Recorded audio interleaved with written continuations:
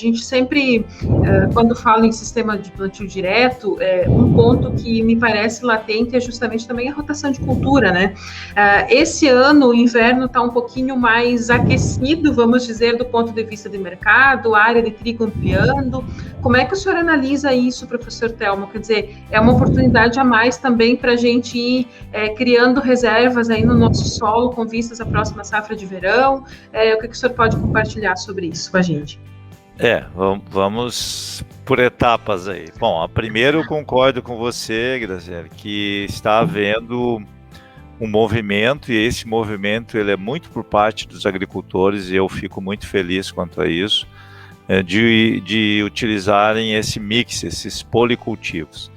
E você sabe que tem alguns trabalhos, eu queria falar um pouquinho da academia para os produtores que estão nos acompanhando, que primeiro a gente pensa assim, bom, vou utilizar 2 espécies, quem sabe aveia e nabo.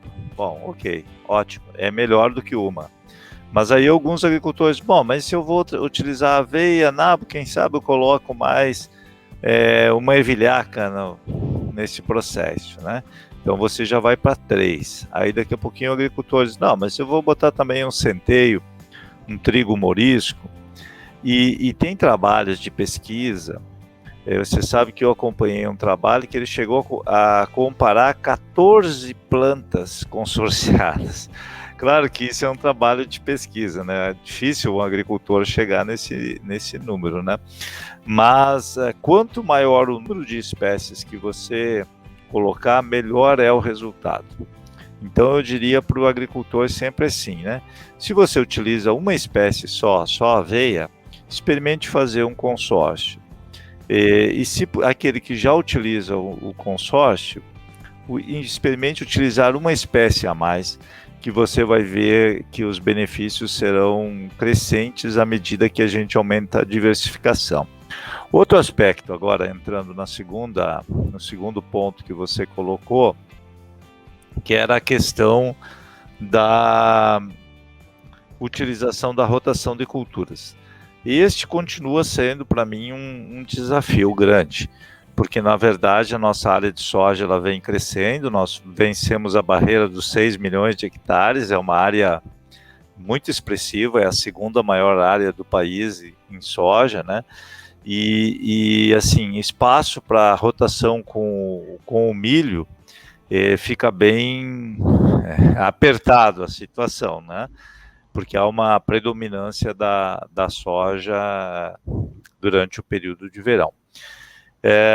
Mas o milho é muito importante, então o agricultor não pode perder de vista que assim, os resultados são muito consolidados, de que a rotação a soja, a milho, sempre que possível, ela traz vantagens para as 2 culturas e para o solo. O policultivo mix, eu vejo assim como uma tentativa da gente fazer uma diversificação no período que não tem renda no inverno. Este ano, nós estamos tendo uma área recorde de trigo. Eu estava acompanhando os dados, nós passamos de 1 milhão de hectares de trigo, quer dizer, uma área que aumentou muito. E bom, a gente pode analisar isso de várias formas, né? Que vai proporcionar uma renda para o produtor, oxalá o ano seja favorável à produção do trigo e o preço remunere o agricultor, isso é importante, e protegendo o solo, né? E isso vai também implicar no calendário do agricultor, né? A gente sabe que o trigo vai fazer com que a semeadura do soja ocorra um pouquinho mais atrasada em relação a áreas que estão com cultura de cobertura. E isso pode provocar um escalonamento que permite você utilizar melhor a mão de obra que você tem disponível, a semeadora, e também não concentrar toda a semeadura num período só, que sempre tem um risco. Então eu vejo assim que tem muitos aspectos positivos deste crescimento, e por outro lado o agricultor, além da área de trigo, ele deve destinar uma área para revitalização do solo. Então, o importante é ir fazendo essa rotação, Grazi. Né? Então, essa rotação, a área que hoje vai ter trigo, ano que vem, no inverno, tem que receber uma cultura de cobertura. E a que recebeu a cultura de cobertura de inverno neste ano que vem vai ter trigo. Então, esse tipo de rotação, nós temos vários experimentos, um deles que é clássico aí da Fundacep CCGL, que mostra que essa rotação aveia, trigo, e a mesma coisa vale para um consórcio, consórcio trigo, ela é benéfica para ambas as culturas e para a qualidade do solo. Então, importante, realmente, você tocou o ponto certo, da rotação de culturas, se possível, rotação no verão com milho, e para aqueles agricultores que estão há muitos anos em cultivos sucessivos de soja, importante fazer essa rotação de inverno e procurar diversificar ao máximo as culturas de cobertura na área que é de revitalização do solo. Então, o importante, no meu modelo conceitual aqui, é a diversificação que o agricultor consegue colocar por ano na sua área. Se a gente conversar com o agricultor e perguntar para ele qual a diversificação de cultivos que o senhor tem na sua propriedade? Eu só tenho aveia e soja. Bom, a gente vai ter que dizer para ele, infelizmente esse é um sistema de pouca diversificação, a sua biota do solo vai ficar bem restrita a essas duas espécies, e o risco do senhor ter problemas de patógenos de solo, de emergência de plantas, de uma população estande, começa a ficar muito dependente das condições climáticas. Por outro lado, se esse agricultor ele faz pelo menos uma rotação de inverno, se aproveita o outono e aproveita para diversificar com mix, como você chamou, ele já está contribuindo para a melhoria do solo, e isto vai ser muito importante para o tema que nós estamos discutindo, que até agora a gente estava arranhando, né? Que são as boas práticas para uma semeadura de qualidade. Então, quando a gente pensa numa semeadura de qualidade, é um sistema bastante complexo, e eu gostaria de colocar o quadro aí. Fica à vontade. Que influencia isso, né? Como o doutor Alexandre vem colocando há muito tempo, né, a qualidade da semente, o vigor, poder de germinação, a herança genética são fatores importantíssimos. Depois você ter uma semeadora que realize o trabalho desejado. Esse é um assunto bem interessante, porque nem sempre uma semeadora nova é uma garantia de que vai realizar uma semeadora de qualidade. Então, isso tem muitos componentes associados, que vão desde condição de palha, umidade, compactação, o operador que vai estar trabalhando, e regulagens que são feitas de acordo com as condições. Então, a semeadora também ela é muito importante. E aí nós chegamos na condição de solo e de cobertura. Alguns tipos de resíduos, para que o disco de corte possa operar, nós temos que cuidar muito a questão do tempo de dessecação, do grau de secagem, como esse resíduo está seco, seu fracionamento mecânico é fácil ou não.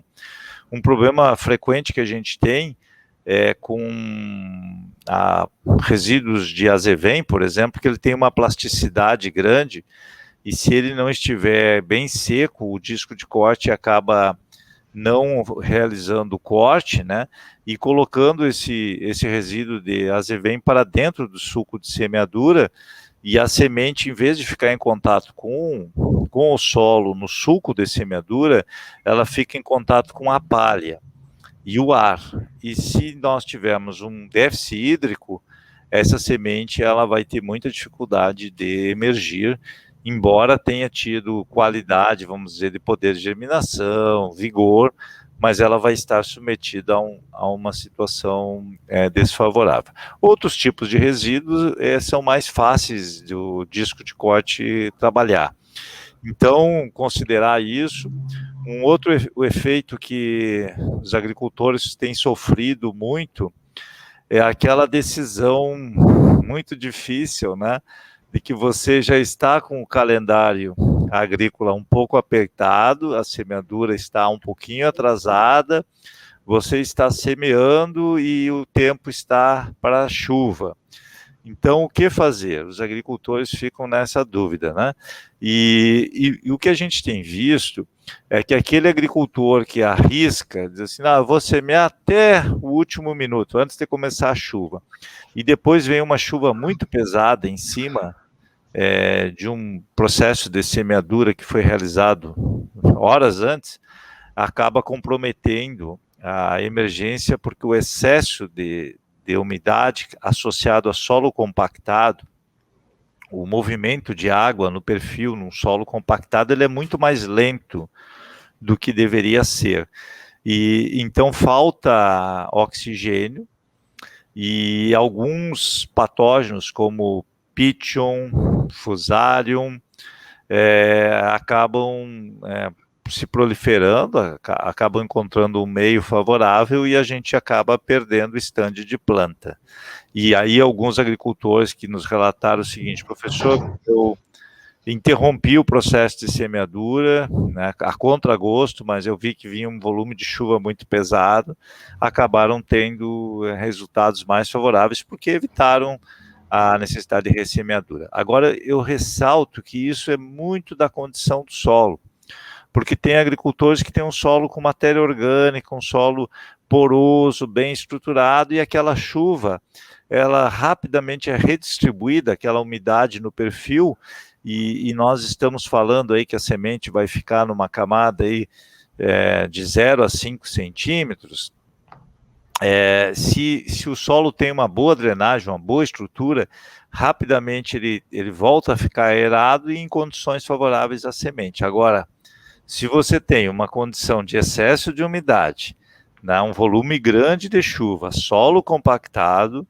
a gente tem que pensar que isso é uma situação de estresse muito grande para a semente. Eu me lembro de um trabalho que o Dr. Alexandre Gazola fez, que ele mostrava o poder de germinação e vigor associado à umidade do solo, né? Então, somente sementes de altíssimo vigor é que sobreviveriam a esse estresse, né? Então o agricultor tem que considerar todas essas condições, e isso faz que, para mim, o estabelecimento da lavoura da população seja uma das etapas mais críticas. Alguns fatores nós controlamos, outros fatores não são controláveis. Aqueles que não são controláveis, o agricultor tem que adquirir uma experiência para saber, para entender o risco que ele está assumindo, né? Então é um jogo bastante complexo, mas o que eu queria deixar o alerta aqui para todos que nos acompanham que a gente está acompanhando distribuição de plantas da lavoura, desde aquele trabalho pioneiro, diria, que o Dirceu Gassen fez com tanta qualidade. Nós estamos acompanhando aí a distribuição de plantas da lavoura e nós temos um caminho a ser percorrido. A qualidade, a equidistância de plantas na lavoura, ela ainda está deixando a desejar. E por incrível que pareça, volta e meia eu ainda encontro alguns colegas, né, que subvalorizam isso. Eles, não, mas a planta compensa, será que dá esse impacto todo? Então aí eu digo assim, poxa vida, a gente luta tanto para manter o solo protegido, para fertilizar o solo, corrigi-lo, e aí você não vai ter plantas, você vai ter espaços indesejados na sua lavoura por falta de semente? Não. Nós temos que realmente usar o recurso solo e distribuir muito bem as nossas sementes, né? E aí existem vários trabalhos mostrando isso. E no caso da soja, especialmente a mais precoce, ciclo mais curto, a distribuição de sementes, a equidistância entre elas, então nós temos que diminuir o máximo possível de sementes duplas e falhas. Aí você já imagina, Grazi, você distribui mal as sementes na sua lavoura, por N razões, né? Ou porque você está com muita pressa, ou que sua máquina não está bem ajustada, ou já está defasada, ou porque a semente que você adquiriu não tinha aquela qualidade que deveria ter, e você tem ainda associado a isso um fator não controlável, que é uma condição climática de estresse. O agricultor sempre tem muito medo da falta de chuva. Mas, por outro lado, o excesso de chuva, os dois extremos, a falta e o excesso, são situações que agravam os erros cometidos anteriormente. E depois não tem como compensar, né? Infelizmente, um erro de implantação de uma lavoura, ele não é compensado. E mais associado a isso, Grazi, nós tivemos muito problema de buva, de ervas daninhas de difícil controle. Então, você distribui mal as suas plantas na lavoura, você cria espaços para que essas ervas daninhas, elas encontrem a luminosidade, os nutrientes que nós, a duras penas, colocamos para as nossas plantas, que vão abastecer os insos e que vão nos roubar a produtividade. Então, atenção muito especial a isso, né? E é muito lindo a gente ver uma lavoura assim bem implantada, né? E por outro lado é muito triste a gente ver o inso tomando conta de uma lavoura porque não se cuidou na implantação dela. Tá certo. Super completo, professor, completa a sua fala, professor. É uma aula, né? Enfim, eu agradeço a atenção, agradeço a disponibilidade em conversar com a gente, professor Telmo, e nos próximos meses aí a gente vai gerando outros conteúdos e provavelmente convidamos para mais conversas como essa, tá bem? Fico muito feliz que você tenha gostado, espero que quem está nos assistindo também aproveite, né? Pense bem na complexidade disto e lembrar que às vezes o processo de construção do ambiente favorável para uma boa semeadura começa meses antes, né? E para terminar, em termos de pesquisa, a gente está estudando alguns organismos de solo, né? Como o tricoderma, como recomposição da biota, para diminuir um pouco essa pressão de patógenos, e os resultados têm sido muito interessantes. Talvez a gente possa comentar um pouquinho no futuro aí sobre essas inovações que são práticas complementares às boas práticas de semeadura.